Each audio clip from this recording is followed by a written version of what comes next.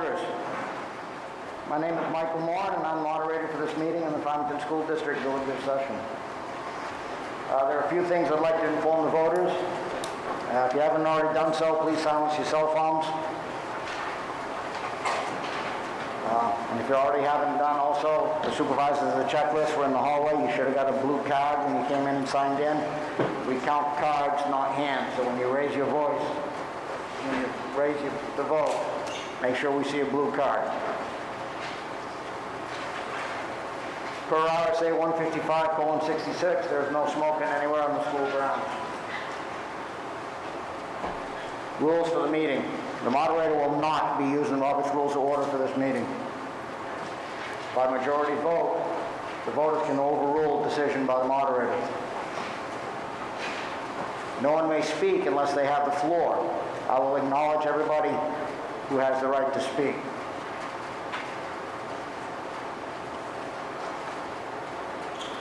The moderator will not accept any negative motions.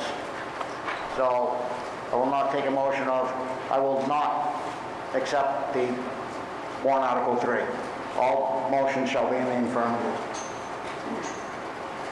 If any person behaves in a disorderly manner and after notice from the moderator persists in such behavior, they can be removed.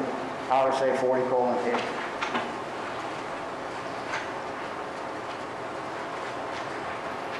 I would like now to have the member, hold on. This past year we lost two people in the town, Mr. Ron Shagnon, Mr. Dave Vashon. They spent a lot of time giving their time and energy to the school district and community. Would you please have a moment of silence for them?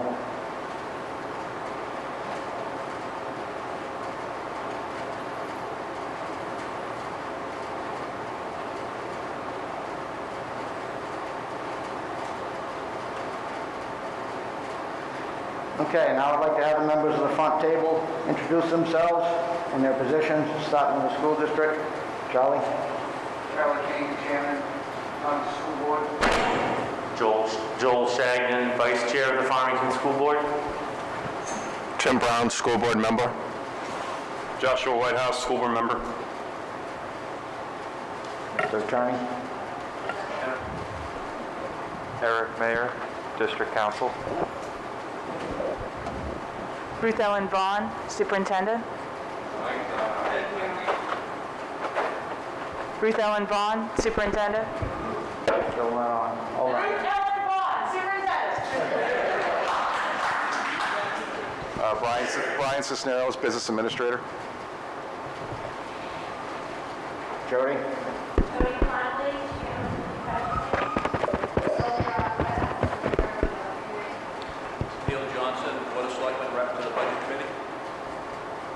Johnson, Budget Committee Co-Chair. Sam Place, Budget Committee. Lance Tanner, Budget Committee. Joe Petrie, Budget Committee.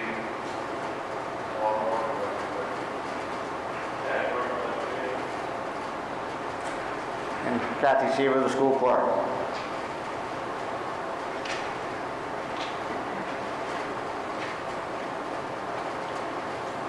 Okay. To the inhabitants of the school district of Farmington Local School in the state of New Hampshire qualified to vote in school district affairs, you are hereby notified that the two phases of the annual school district meeting will be held as follows. You are hereby notified to meet at the Farmington High School Gymnasium, Farmington, New Hampshire on Saturday, the 30th of January at 9 a.m. This session shall consist of explanation, discussion, and debate of warrant articles 1 through 11. Warrant articles may be amended subject to the following limitations. 1. Warrant articles whose wording is prescribed by law shall not be amended.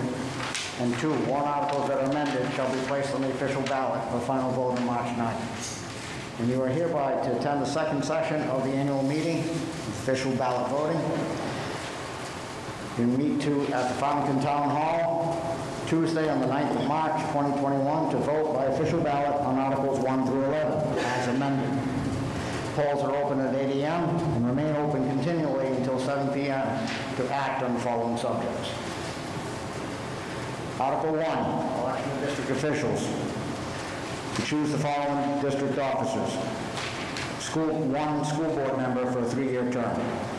one moderator for a one-year term, one clerk for a one-year term, one treasurer for a one-year term. And Article 2, disclosure of reports. Shall the district accept and place on file the reports of the auditors, agents, committees, and officers chosen to conduct the prudent affairs of the district? Do I have a motion on Articles 1 and 2? Motion by Jody Conley, second by Penny Moran. Any discussion?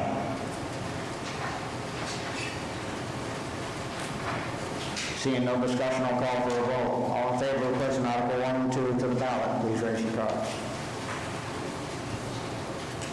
All opposed? Motion carries. Article 3, operating school budget. Shall the Farmington School District raise and appropriate as an operating budget, not including appropriations by special warrant articles and other appropriations voted separately, the amount set forth on the budget posted with the warrant, or as amended by the vote of this first session, for the purposes set forth therein, totaling $16,488,770. Should this article be defeated, the default budget shall total $16,975,119, which is the same as last year, with certain adjustments required by previous action of the Farmington School Board or by law. Or the governing body may hold one special meeting in accordance with RSA 40:13, Section 10 and 16, to take up the issue of a revised operating budget only.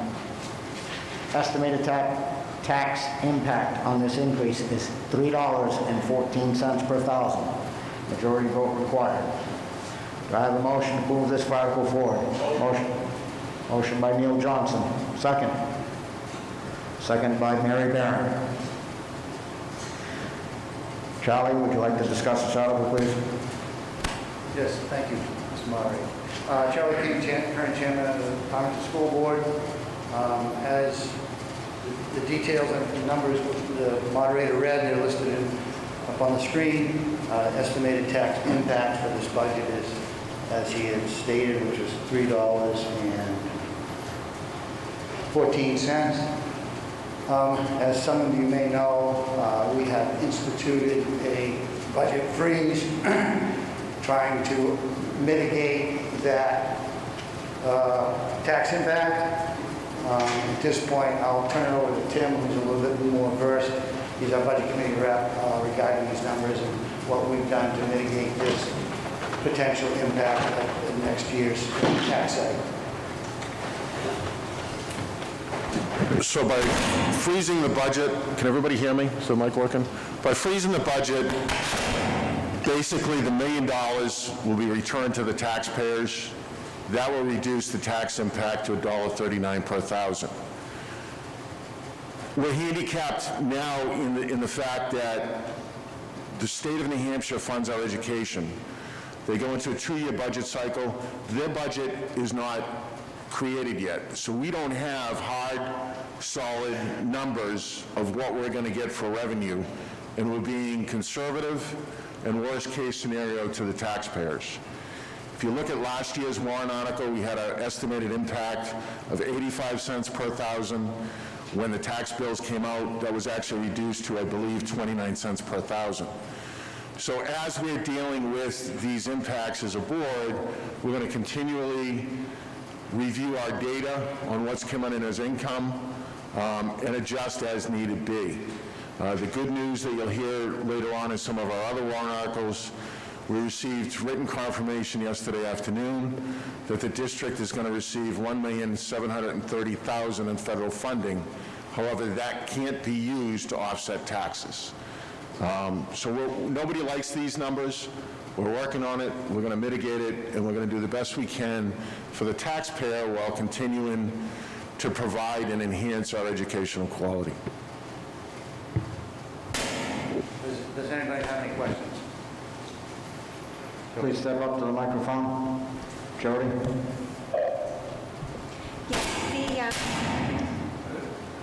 That's awful. The $1.7 million that's coming in from the federal government, is that going to be applied towards 2021 or 21-22? Those funds are available to us over both fiscal years, and so it's not just a single, it's a reimbursement. It's not we get the amount and then spend it down. It's we spend and then are reimbursed for. So it will depend upon when, but we won't be spending all of that between now and June. Right. And those funds can be only spent by the rules that will be coming with that funding. So we can't use that for quite a few things. Right, it's a required supplement, not supplant. We cannot replace what's in the budget with that. We can purchase additional goods and services, but we cannot replace what's currently in the budget with those funds. And it's very strictly monitored. Especially because of all the mask wearing, please state your name and at least your street for the record. My name is Wanda Thimbridge, and I live on Orange Street. First of all, I want to thank the school board for the write-up that they posted on SAU site. That was beneficial to understand, everyone hears $3.14 and we can't, it's like we can't afford it. But by seeing that and trying to understand ahead of time, we could share that with others, and hopefully that will help those that couldn't come understand what they're going to be voting for. Secondly, and I'll be brief, I just want to thank the teachers and the principals and all of that for the students and the remote learning that we've done.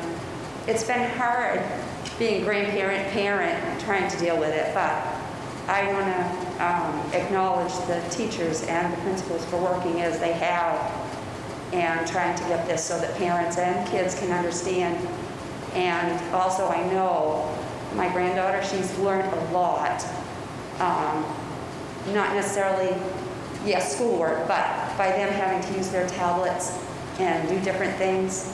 It's been challenging, but I want to say thank you to all those that worked on it. Thank you for your thoughts. Any other discussion?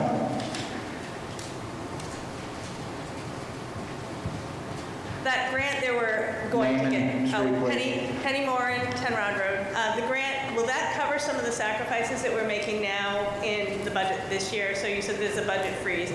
What types of things are we not doing this year, and will that grant that we potentially have over the next 2 years cover some of those expenses? I think last year we returned, $800,000? Yes. So the $1 million is in excess of what typically has been returned over the past few years. We have a budget freeze. We're closely monitoring it, but we're making sure that we provide all the essentials that we have. We have some unfilled positions that are potentially not getting filled until next year. We've had trouble filling them as usual. As you know, on the school board, sometimes these positions are tough to fill. I think we're currently looking for 5 paraprofessionals, 1 teacher. Fortunately, we have some interviews this week, Okay. but So, there's some staffing that's going to be unfilled, which is going to backfill into that $1 million. There's some other expenses that are not going to be expended because a lot of students aren't in school. Typically, right now we have about a 30% or 35% remote learning out of all the 3 schools. So there's some expenses that are not being incurred for that. As far as your other point to the question, Penny, was you had like 2 parts to that.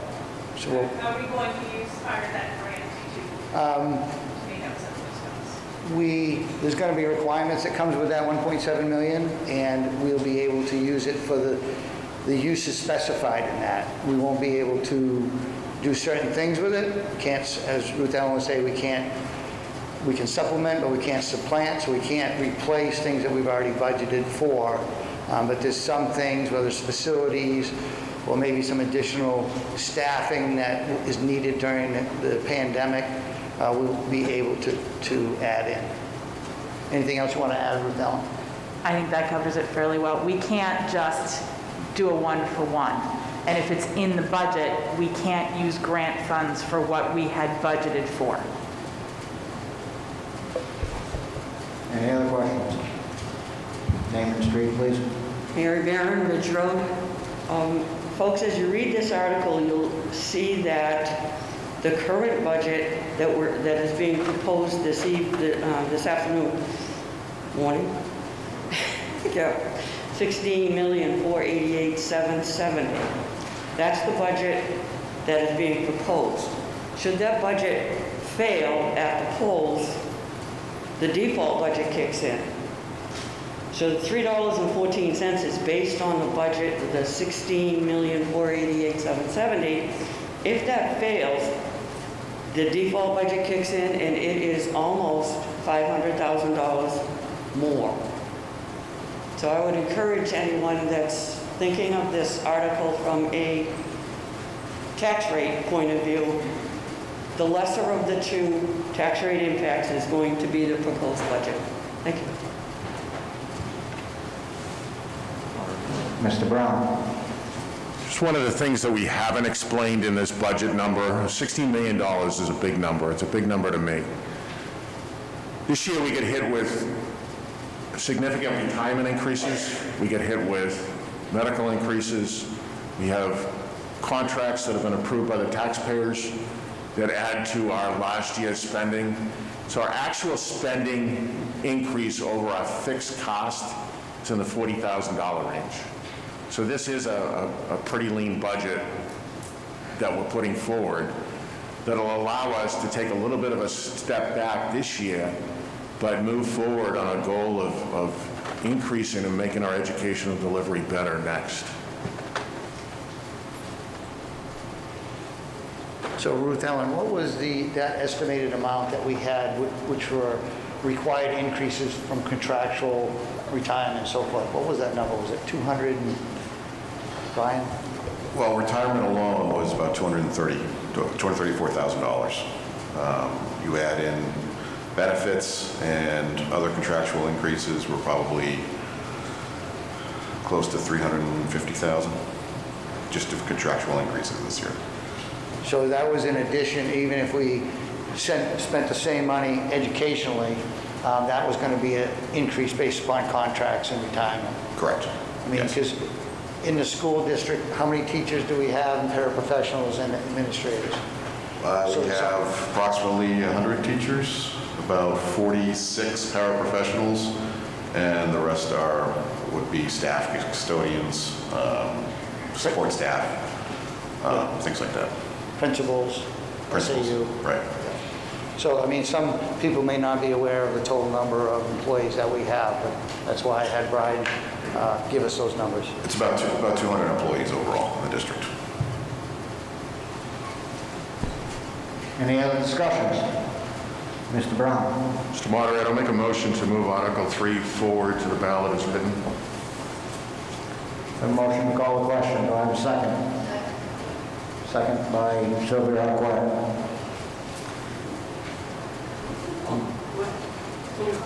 Point of order, now, call the question, moving the article over. It was already moved.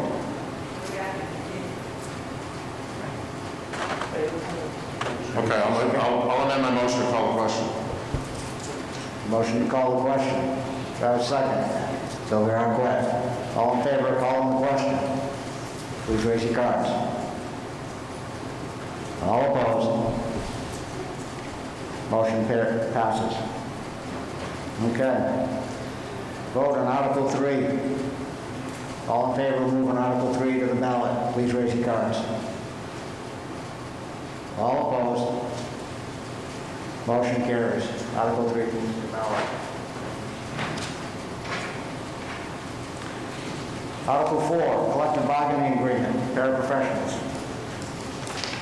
See if the school district will vote to raise the cost items included in the collective bargaining agreement reached between the Farmington School Board and the Farmington Educational Support Paraprofessionals Union, which calls for the following increases in salaries and benefits at the current staffing level. Fiscal year '22, $41,780. Fiscal 23, 36,445. Fiscal 24, 26,063. And further, to raise and appropriate $41,780 for the current fiscal year. Such sum were representing the additional costs attributable to the increase in salaries and benefits required by the new agreement over those that would be paid at current staffing levels. Estimated tax impact is $7 per thousand. School board recommends this appropriation 4-0. Budget committee recommends this appropriation 6-4. Do I have a motion to move question 4 to the ballot? So moved by Jody Conley. Second. Second by Charlie King. Discussion on Article 4.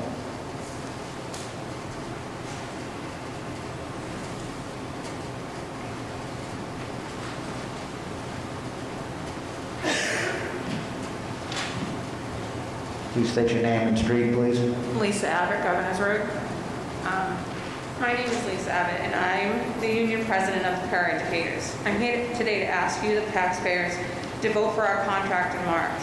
We're very dedicated to your children and go above and beyond what is expected of us. Many of the paraprofessionals have underlying medical conditions, but because we care about the students and want them to have everything they need, we are in the school buildings working with them, not at home on leave. The paraprofessionals have not had a significant raise in years. And a yes vote for this contract would show us that we are valued by the community. The school board has acknowledged our value by agreeing for the contract, negotiating with us and coming up with what is a fair wage and working conditions for all. I would again like to ask for your votes in favor of the contract. Please support your support staff. Thank you for your time and have a good day and be safe.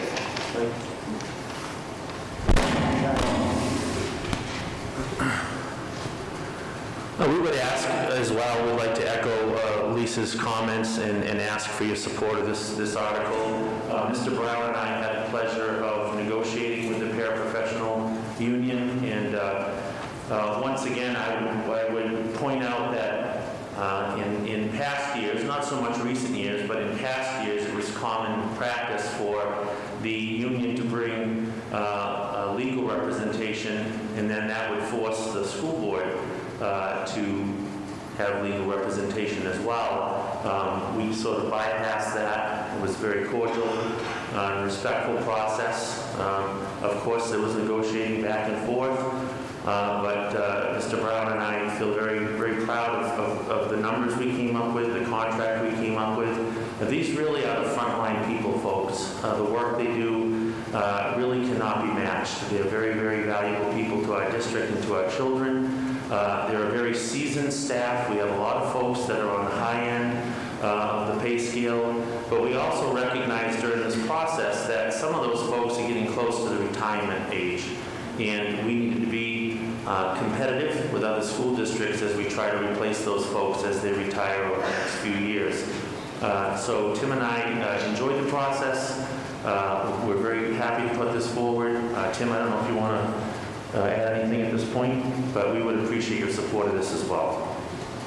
If you look currently at our staffing situation, as mentioned before, we have 5 open para positions. We can't hire. So from a district, Mr. Shagnon and myself kind of looked at what is the area community paying and how do we compete with that. So the financial aspect of this is we looked at Rochester's 2020 wage scale and put that in year 2 because of the financial difficulties we're having this year.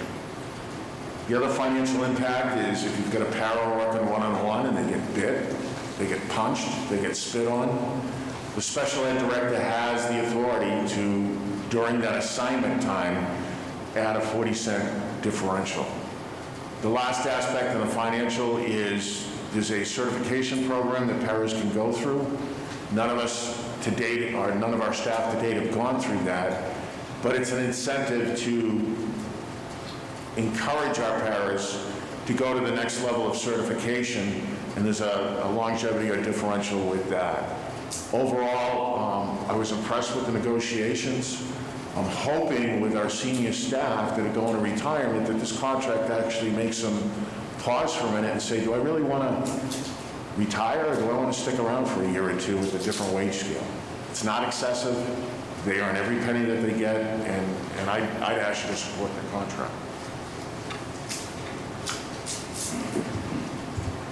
Stephen Henry Ridge Road, also a teacher at Henry Wilson.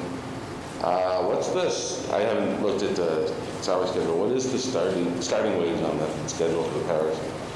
The current schedule? Or Yeah, the proposed one, sorry. Hold on a second while we find that answer for you.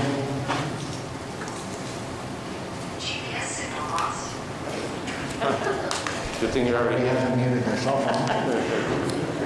Starting schedule for next year for someone coming in with no experience would be $11.85. Okay.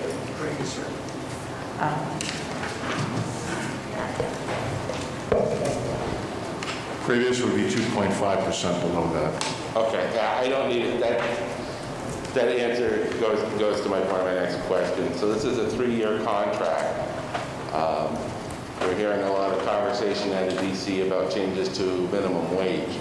So how is that going to affect a 3-year contract? Well, the changes that they have heard so far have been for federal employees. I don't know if and when that's going to spill down to our employees. It's still going to spread down to the talent that we're competing for, one way or another. So if we lock into a 3-year contract, how do we handle that situation when wages are driven up by outside forces? Well, we'd have to open up negotiations and we'd have to renegotiate, and then we'd have to bring it before the body. So you can bring a new contract before us before the 3 years is up? Yes, we can. Thank you. I mean, the wage scale that's adopted in this was very competitive with Rochester. I mean, they're our closest competitor for paraprofessionals. I think some of the other districts may not even pay as well as we do in some of the neighboring towns. But like I said, that was one thing that was key that they worked on in negotiations, was trying to be more competitive, especially at the entry level and limited experience, where even though most of our paraprofessionals are at the high end of our scale, we still need to attract new people into this field and into the Farmington School District. Yeah, my concern was the longevity and upcoming changes. I believe you addressed it very well, so thank you. Any other discussion?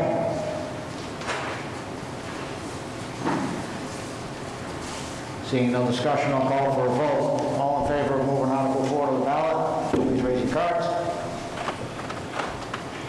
All opposed? Motion carries.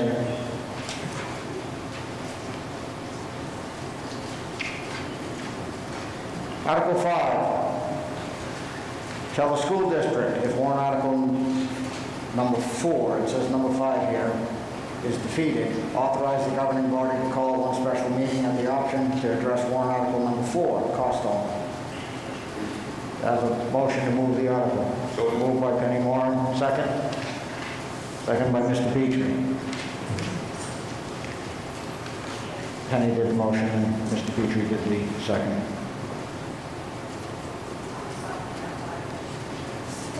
Yeah, so do I. Do I have a motion to change the wording of this article? That's where it's going. Motion to move the number warrant article 05 to warrant article 04. Do I have a second? Second by Jerry Conley. Discussion. Hearing no discussion, I'll call for a vote. All in favor of the amendment changing the article 05 to 04, please raise your cards. All opposed? Motion carries. Any discussion on the amended motion? Seeing no discussion, I'll call for a vote. All in favor of Article 5 as amended, please raise your cards. All opposed? Motion carries. Article 6, to see if the school will vote to raise and appropriate the sum of $68,500 for the purpose of funding a contracted services social worker for the district, previously a grant-funded position. Estimated tax impact is 12 cents per thousand. The school board recommends this appropriation for nothing. The budget committee does not recommend this appropriation at a 5-5 tie. I have a motion to move the article to the floor. Motion by Jody Conley, second. Second by Sam Place. Discussion on Article 6. Charlie. Yes, this position was previously funded for the last 3 years through a grant. And this is a very necessary position. I'll have Ruth Allen speak about it in a little bit. But this board felt it important, instead of just putting it into our budget, which we could have done, we wanted to make sure to bring it to the voters to see, because the funding is now through taxation in this position, that you had the ability to agree with this being a necessary position and vote to fund it, or disagree and not fund it. We've done this on, I think, 2 articles, and we want to make sure that you're aware of this position, the importance, and agree that this should be funded. At this point, we're down. This position is one that supports some of our most at-risk students, allowing us to make sure that students have success and to be able to keep a number of them in district where that support was not there. We might need to start looking at out-of-district placements. Just to give you an idea, this past month, our social worker has been in touch with 17 different families and students, have conducted multiple sessions with 8 of those families and students. Some of the things that they do that are beyond the typical scope, they've helped to transport student and parent to be able to get a non-driver's identification so that the student can then participate in other activities and internships out in the community. They do home visits. They've coordinated visits to physicians' offices. They meet with students, not just in a crisis mode, but also with people, with students in general, to make sure that they have understanding of what is available to them for resources. They help us in so many different ways. They're part of the Truancy home visits program to make sure that our students are engaged, that they are participating, that they are taking part in what's available here. And this is just really it's an integral part of what we do and help those kids who are struggling get back reconnected and where they need to be. Mr. Brown. School board had a posted meeting this morning before deliberative 8:30. So I said earlier, we received email correspondence from the Commissioner of Education yesterday afternoon. This is a position where our funding has run out. It's not being taken out of the budget. And one of the options that we may have to fund it is through that $1,700,000, which would save the taxpayers the 12 cent per thousand tax impact. The board is committed to funding this. If something were to happen with the federal funding that we couldn't fund it, it's not an exorbitant amount of money that we could relook at our budget and possibly fund it directly out of Fund 10 if the new federal money failed. What I would encourage, if the taxpayers so choose, is to amend the warrant article to raise and appropriate $1, which will allow us to fund the position out of other sources and thereby save yourselves 12 cents per thousand by funding it out of federal monies. Ms. Conley.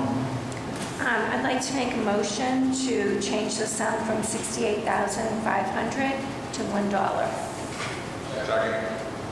Second by Neil Johnson. So we have a motion to amend Article 6 from $68,500 to $1, seconded by Neil Johnson. Discussion on this amendment.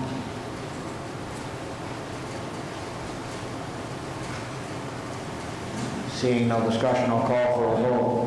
All in favor of the amendment of striking $68,500 and lowering it to $1, please raise your cards. One moment, please. Which card's done?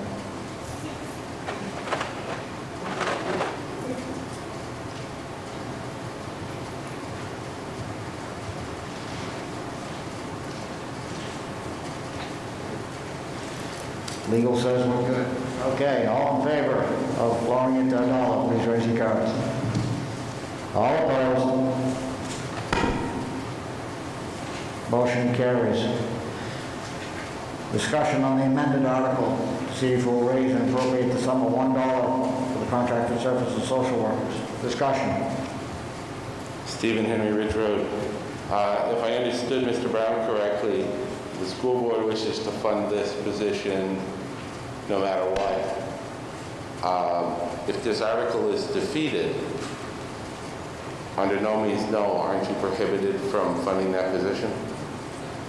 No, because we're funding it to a dollar amount, we would have to find the monies in our budget to... Yes, we are. Yes, we are. If it's defeated, no means no. Sorry. Go ahead. Okay. Can we at this meeting just not move this to the ballot? Then it's not No, we defeated. cannot. Whatever's been presented today has to move to the ballot. Okay.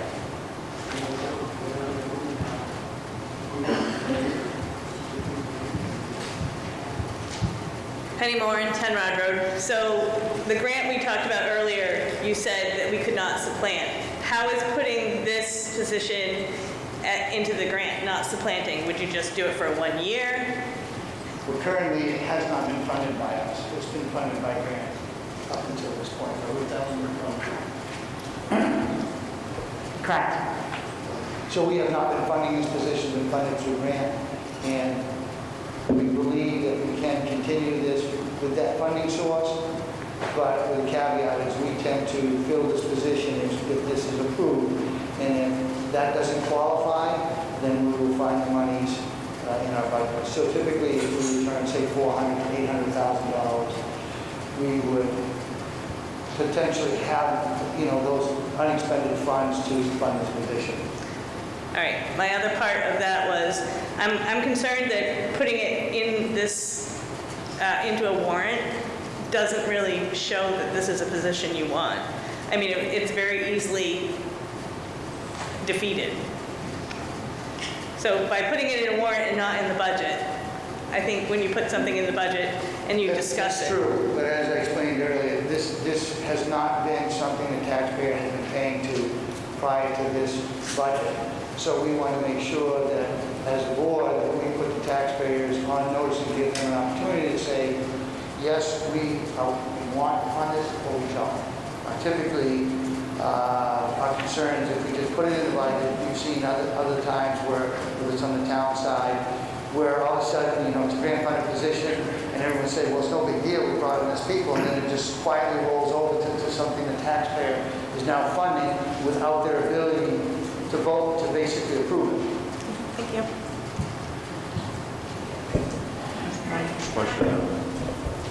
Ms. Price? So as a budget committee, we often are all over the school board level, they grant things, when they fund things through grants, and then they just slide them into the budget. We're often have conversations about this. This is their way of avoiding that. They're asking the taxpayers, do you want us to continue doing this with a social worker or do you not? So it's not that they don't want it, it's that they're complying with what we've been asking of them for years. So don't look at it as it's not something we want. It's that they want to make sure that you guys want to spend your tax dollars on it. Even though at the end of the day, it looks like we're going to feed it with a grant, but this is just them trying to comply with our requests. Any further discussions?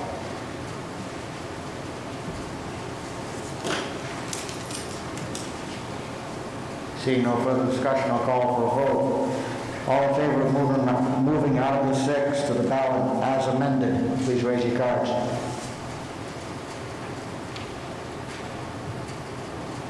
All opposed? Motion passes.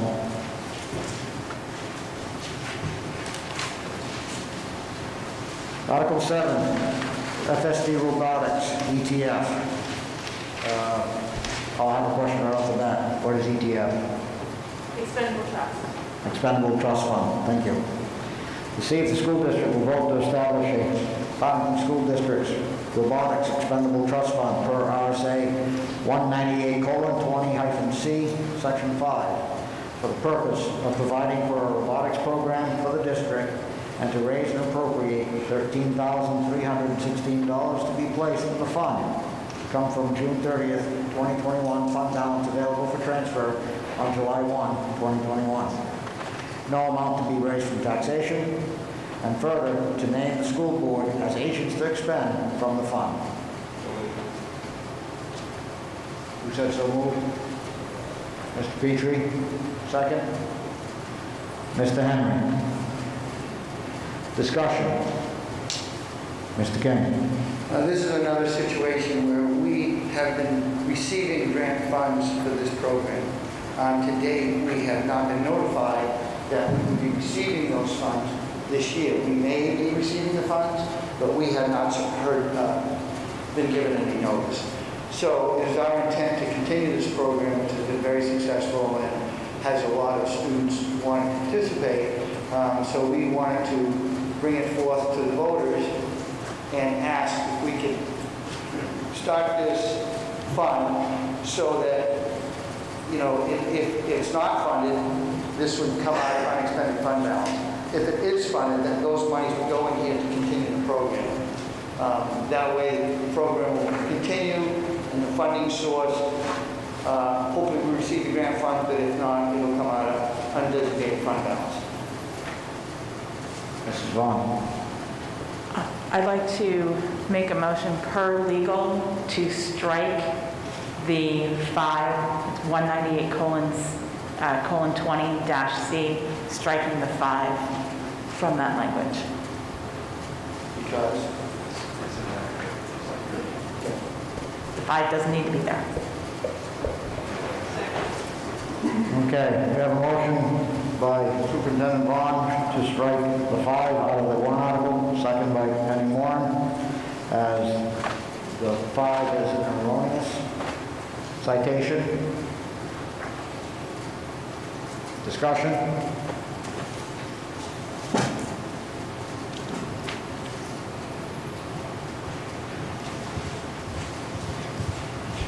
Stephen Henry, Ridgewood again. If you get a no on this, that doesn't stop the robotics program?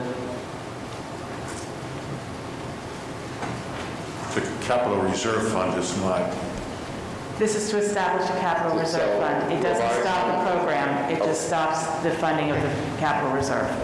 right, so if we don't receive the grant funding this year, we will either not have the program or find funds somewhere else in that fiscal year. Any further discussions? Seeing none, I'll call for a vote on the amendment to strike the Roman numeral 5 from the article. All in favor, raise your cards. All opposed? Motion passes. Discussion on the amended article. One moment. I don't know if this is on, maybe. Charlie just stated that if they get the grant, they're going to use the grant money to put in there, and that's not what that article says, so I was looking at the attorney for advice, because I don't think they can do that if they still have to use fund balance, right? No, it would be the expendable trust to be funded from fund balance. We have no expectation of grant funding this year. That would be separate from the expendable trust. We cannot put grant monies into the expendable trust. You are correct, Kathy. It's okay. I gotta get straightened out once in a while. Okay, further discussion?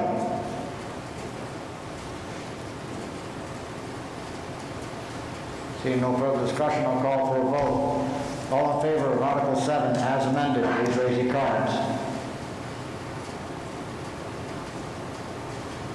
All opposed? Motion passes.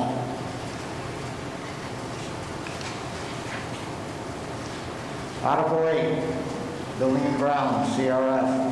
Capital Reserve Fund. See if the school district will vote to raise and appropriate the sum of $30,000 to be added to the Building and Grounds Capital Reserve Fund previously established. This sum to come from the June 30, 2021 fund balance available for transfer on July 1, 2021. No amount to be raised by taxation. School board recommends. Budget committee recommends. Motion. Motion by Neil Johnson. Second. Second by Jody Conley. Discussion. Charlie? Mr. Brown? This is another area that we looked at our meeting this morning. The school board has already voted to upgrade our heating control systems out of the $30,000, and the intent of this was to replace the money that we spent. However, we haven't spent that money yet. And with the $1,700,000 that's coming in, one of the priority areas that we can invest that money is heating and ventilation systems. So it doesn't really make sense to say, hey, let's take $30,000 out of our fund balance when we have the federal money that we can spend with no additional impact to the taxpayer. So one of the things that the board would be interested in hearing is if there's interest in, again, amending this $30,000 to $1. It says it doesn't impact your tax rate. However, when that $30,000 gets sent back to the taxpayers, it actually does reduce your tax bill. So it won't increase it because the money's already there, but when we send it back to you, it does decrease your tax bill, minimally for this amount. Mr. King? So with these federal monies, we may have the opportunity to replace some of our heating infrastructure, as far as the heating and ventilation, and that's necessary. I now consider necessary improvements for air quality and purification. Some of the upgrades that we've initiated needed to be done to update our system, but the federal monies may allow us to improve upon those systems and get them updated without a tax impact.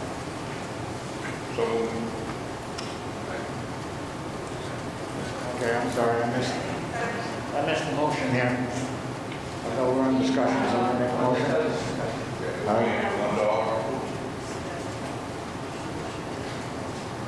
Okay, so who made the motion? Neil Johnson made the motion to strike $30,000? No, we didn't. Jody Conley made the motion. I'd like to make a motion to change the sum from $30,000 to $1. Motion to lower $30,000 to $1 by Jody Conley, seconded by Mr. Johnson. Thank you. Discussion. The motion to lower from 30 to 1. I'm having a discussion here between legal and the superintendent.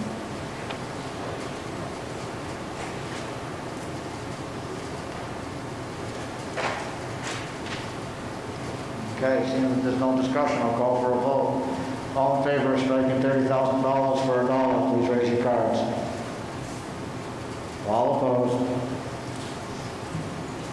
Motion carries. Discussion on Article 8 as amended.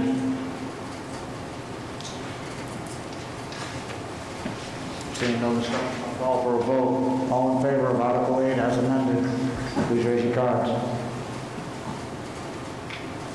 All opposed? Motion carries.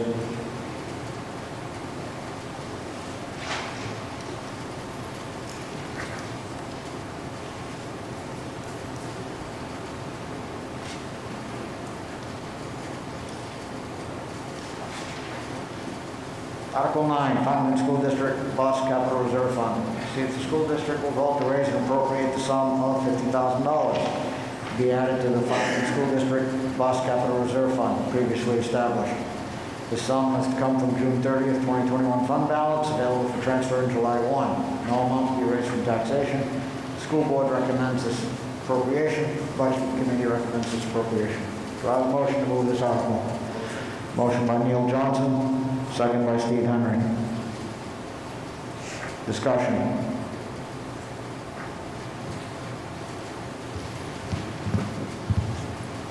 transfer.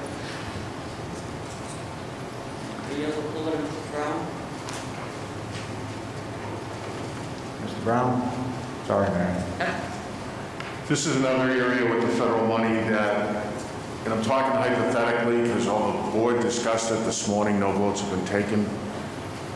But if we do an after-school program because our children aren't doing as well, whether they're in person or remote, and we need to do the remedial training,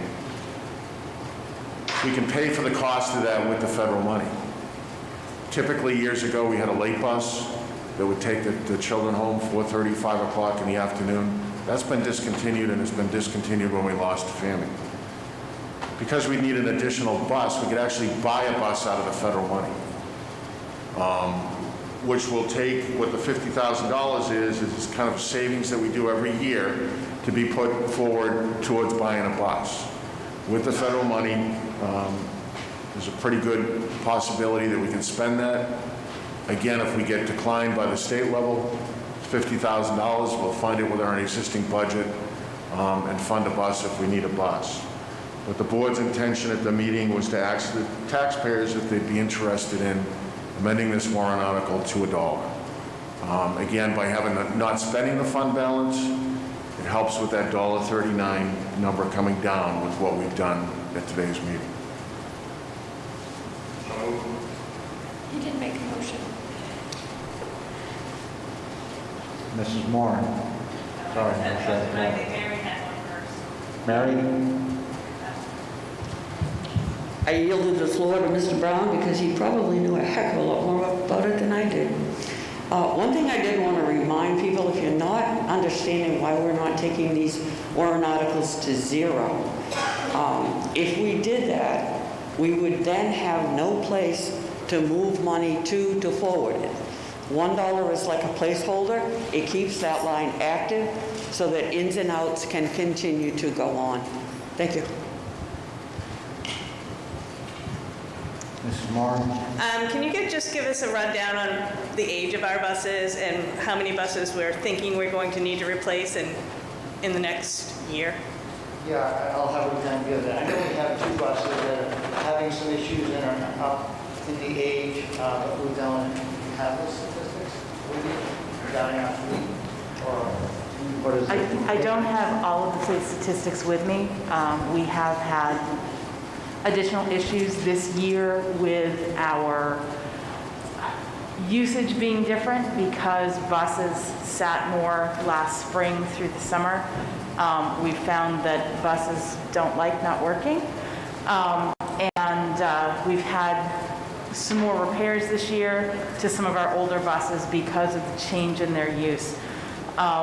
We are looking at needing potentially 1 more bus next year, which we could fund from the balance of the ETF, the trust fund as it is.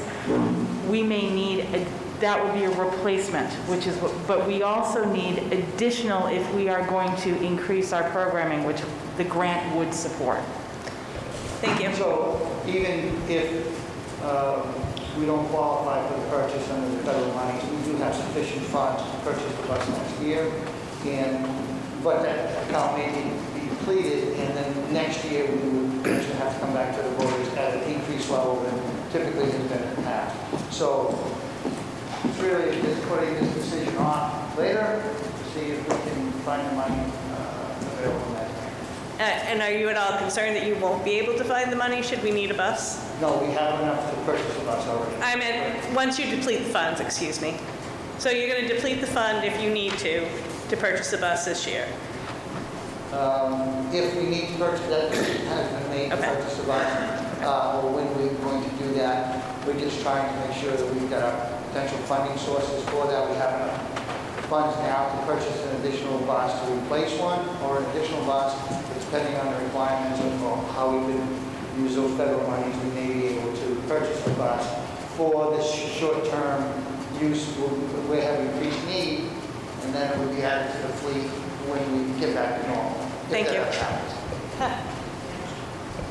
Ms. Conley? I'd like to make a motion to change the $50,000 to $1. Got a motion by Jody Conley to strike 50,000 and put it to $1, seconded by Neil Johnson. Sorry. You guys look like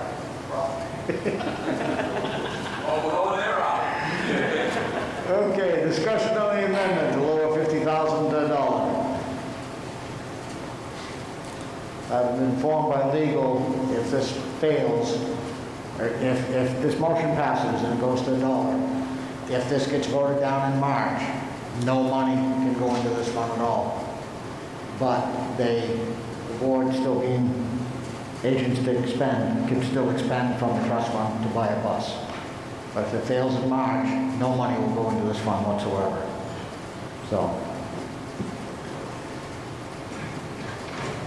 seeing no further discussion, I'll call for a vote. All in favor of the amendment from $50,000 to $1? All opposed? Motion carries. Discussion on the amended article. Stephen Henry Ridge Road. Just information for those that aren't aware, maybe watching. This capital reserve fund replaces the previous practice of leasing buses, where we get the bus and then have to raise the money every year to pay for them. We've decided to save the money ahead of time because we know we need buses. So now we can buy buses with cash and not worry about interest rates and possibly negotiate better prices or find deals because we've got the money and we know we need a bus. So I think it's a good way to do things. We're confident that if we do an after-school program, that the federal monies would cover purchasing a bus, not just operating a bus. If that bus is required for that programming, yes, it would cover. All right. Mr. Brown. One of the other issues, again, there's been no vote taken, but there's been discussion. Our bus capacity right now with COVID is at 20 some odd students, which is about half our capacity. So even if the board choose not to do an after-school program, under the federal money we could buy a bus because it would be necessary to keep our social distancing on our transportation. So there's more than one way with the federal money that we can go about skinning the cat. Unfortunately, we just got notice of it yesterday, and we have not, as a board, had an intelligent discussion on where we're going with it. Oh, you opened me up there. I'll let that one slide. Any further discussion?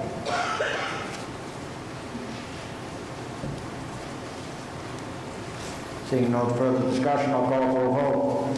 All in favor of Article 9 as amended, please show your cards. All opposed? Motion passes.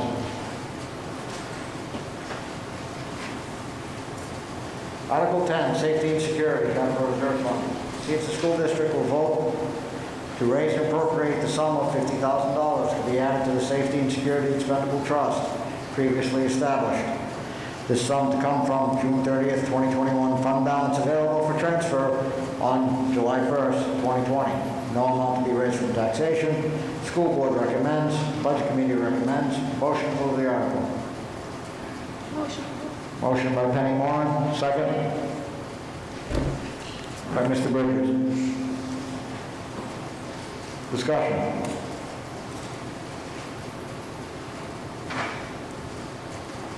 Charlie?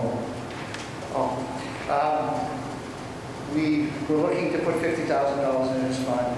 One of the projects that we're looking to complete, and we kind of said we're going to get it done, is we have an opportunity to get a generator, a permanent backup generator for the high school.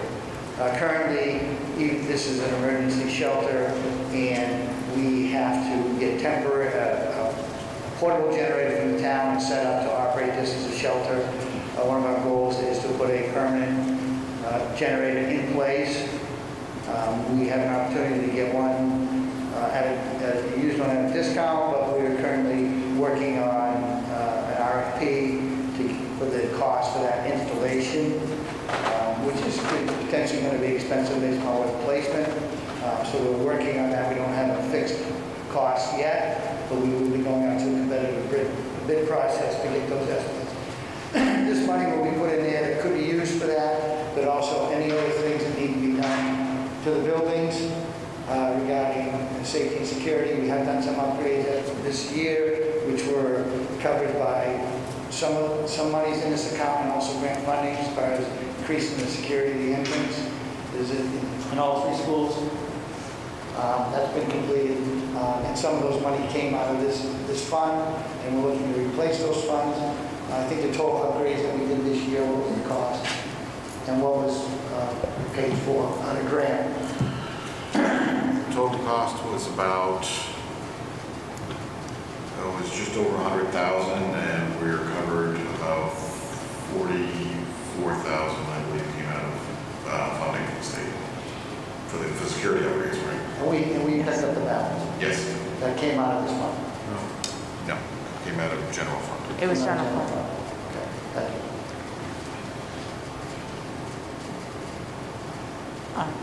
Just to add to being able to have that battery backup, that generator backup also helps to protect our data and our other systems as well for the district. So it helps on both counts there.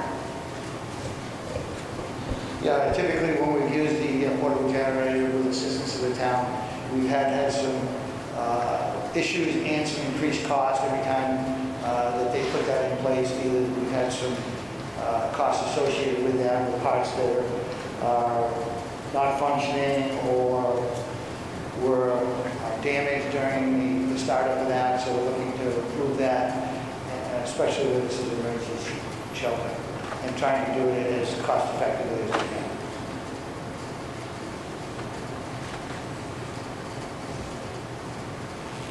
What was some of the upgrades you did this year? I know I saw it. There was 3 entrances upgrades. We're telling you, I speak exactly what those broad strokes. But We have increased the security of our 3 entrances where we have not only a card key entry for all 3 buildings for staff, but also visitors are allowed into a vestibule where then there is a speaking window so that there's not immediate access into the building before there is a conversation about why someone's there and what the purpose is, and then they can be escorted. So it kind of gives us a little bit of holding area before there's immediate access, which has been really important.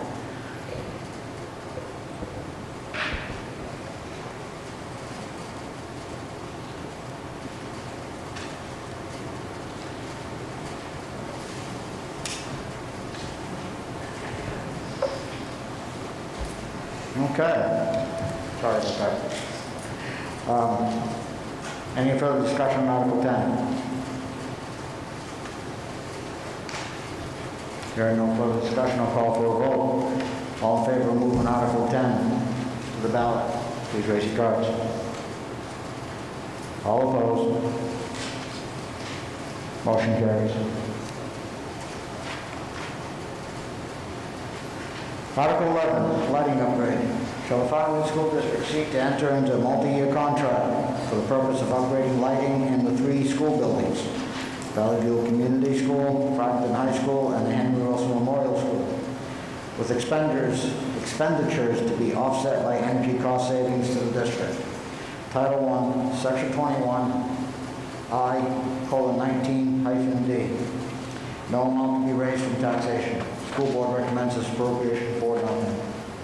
I have a motion. Motion by Neil Johnson. Do I have a second? Second by Steve Henry. Discussion. Charlie? So as some of you may remember last year, it was brought before you a performance contract at Siemens, and to get your authorization, which you did get. This board did not pursue some of those upgrades based upon what we saw in the details. But one of the things that we saw, which was really a good cost savings and improvement, was the lighting package.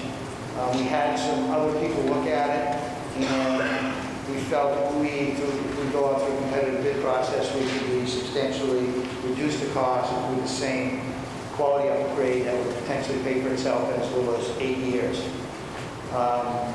So we're coming back and looking for authorization to pursue that. I believe there's been some discussion with the council this morning that this may need to be amended. Budget language to make it effective.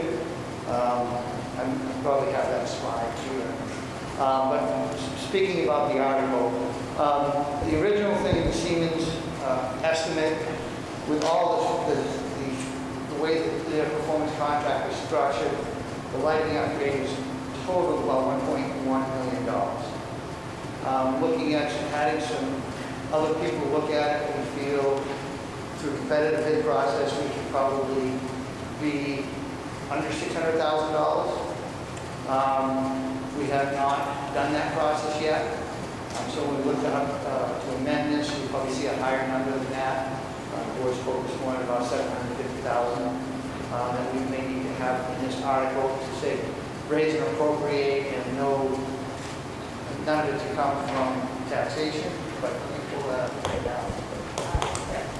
Would you like the attorney to speak to the language that needs to be changed? Go ahead. So really to allow for the school board to be able to move forward with this and enter into a contract and actually expend monies regardless of whether it's going to be coming from taxation or from other source or from cost savings, you need to actually have a dollar figure in the warrant itself.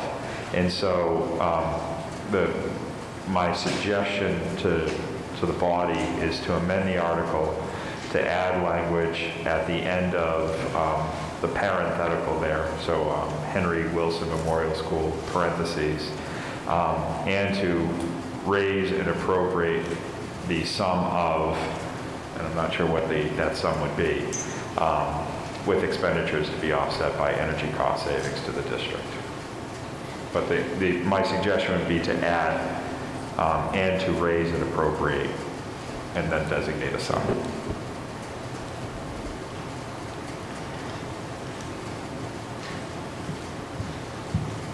If we add a dollar figure into that, does that do anything to the people who stayed at home that weren't warned that this was a dollar amount that we're going to raise and appropriate?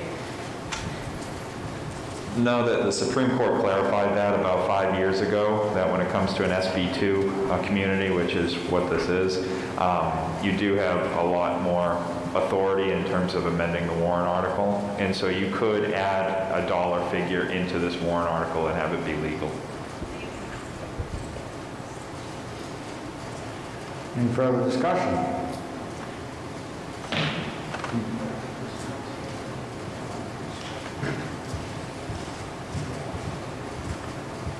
Stephen Henry Ridge Road, but this might be for Charlie, so I'll give him a second.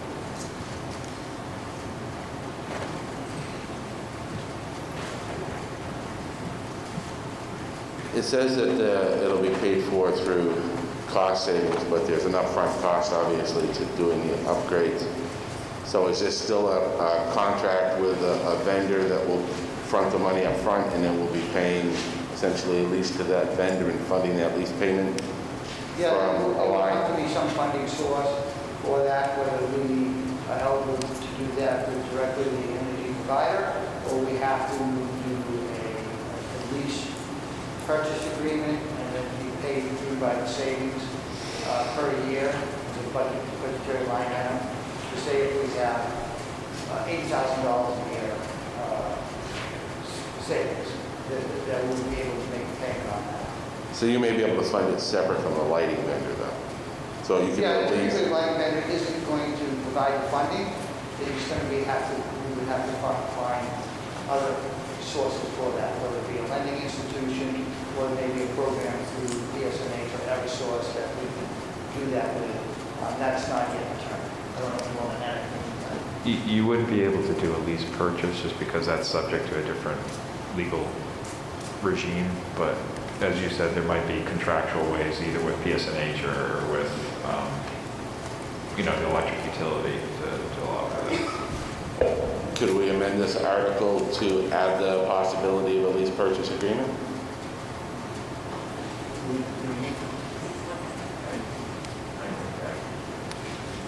Just want to make sure you guys have the tools you need. I think that would likely cross into the threshold of, a voter mentioned the stay-home test earlier. I think that would cross the threshold. I don't think that would be legal.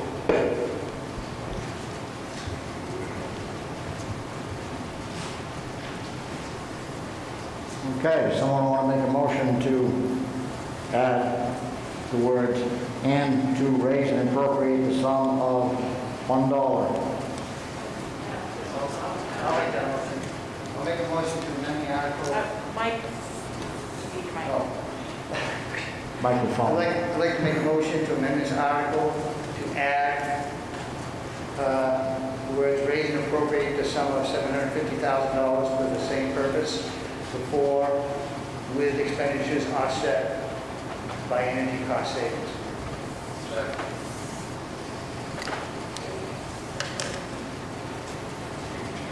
So, and to raise and appropriate the sum of $750,000 Yes. for the same purpose after the comma of Memorial Wilson and before with. So the article will read, 3 school buildings, Valley View Community, Farmington High School, and Henry Wilson School, and to raise and appropriate the sum of $750,000 for the same purposes, with expenditures to be offset by energy cost savings to the district. Yes, that's my motion.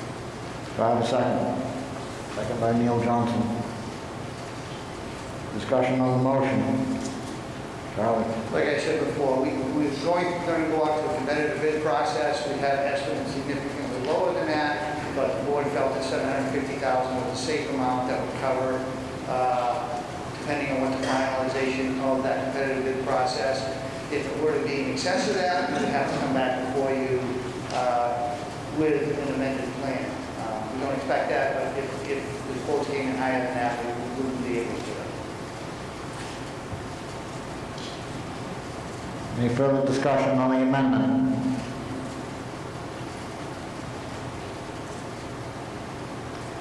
Seeing no further discussion, I'll call for a vote. All in favor of adding language of adding to raise and appropriate the sum of $750 for the same purpose? $750,000, sorry. Please raise your cards. All opposed? Motion carries. Discussion on Article 11 as amended.